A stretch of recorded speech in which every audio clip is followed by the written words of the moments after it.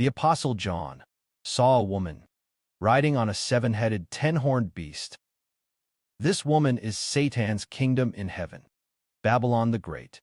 Now as for what the seven-headed, ten-horned beast is, the beast is the kingdom of the world. So the seven-headed, ten-horned beast refers to seven heads, representing seven nations. Since the creation of the world there have been seven nations, persecuting God's people, and so it specifically wrote about seven nations. The beast with seven heads. As for the 10 horns, they are the seventh nation, which will split into 10 small nations. Within these 10 small nations, there are 10 rulers reigning. 10 rulers make up the 10-horned beast. Then why are there so many countries in the world? Could it be that this woman only rides on the seven-headed, 10-horned beast? Doesn't she also ride on other beasts? She also rides on other beasts. All nations and peoples are deceived by Babylon the Great. But why does the Bible only write about seven nations persecuting God's people? It is for this reason. God's people in the Old Testament was the nation of Israel, and those that once persecuted the nation of Israel are called beasts. But, for example, during the time of ancient Israel, China was actually very far from ancient Israel. Even in ancient China, they did not even know Israel existed, so Satan did not use China to attack Israel. For example, other foreign nations like Russia, it already existed, but he did not use Russia to attack the Old Testament Israel. But in this era, there is the 10-horned beast, which is Russia. Now, let's look at those who, since creation, persecuted the people of Israel in the past, and those of this era. This era, who will persecute the spiritual Israel? Those nations?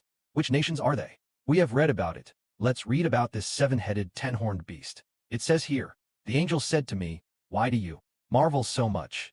I will tell you the mystery of the woman, and of the seven-headed, 10-horned beast that carries her."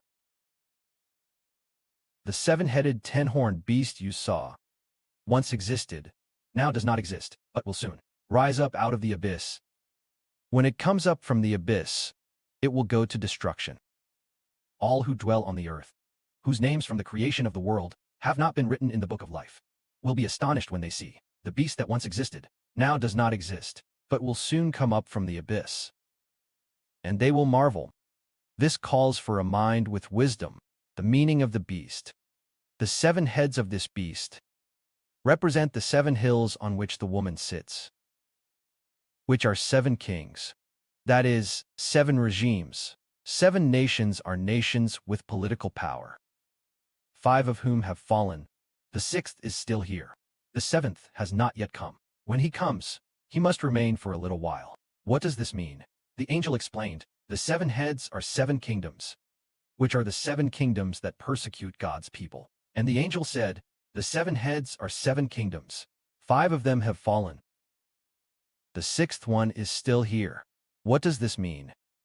5 have fallen refers to, in the 1st century AD of the Apostle John. In the 1st century AD, those that once persecuted God's people, 5 of the 7 kingdoms, have already been destroyed. When those 5 kingdoms were destroyed, refers to which kingdoms were no longer there, namely, Egypt, Assyria, Babylon, Media, Persia, Greece. These previous 5 kingdoms are no longer there, but the 6th one is still here.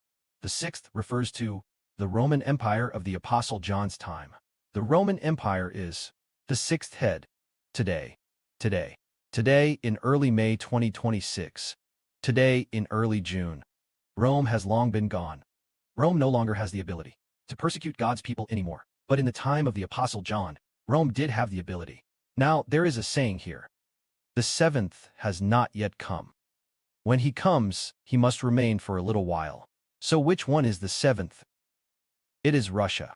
Russia is why, in the time of the Apostle John, had it not come, because in the time of the Apostle John, Russia indeed did not yet have the opportunity to persecute God's people. But soon Russia will persecute God's people. But as for Russia, its persecution of God's people will only be after it divides and then forms alliances, that it will persecute greatly. Now, Russia is tough, but it does not yet have the ability to persecute. Wait until it divides and then forms alliances. That will be the time it persecutes God's people. May glory be to the Father and the Lord.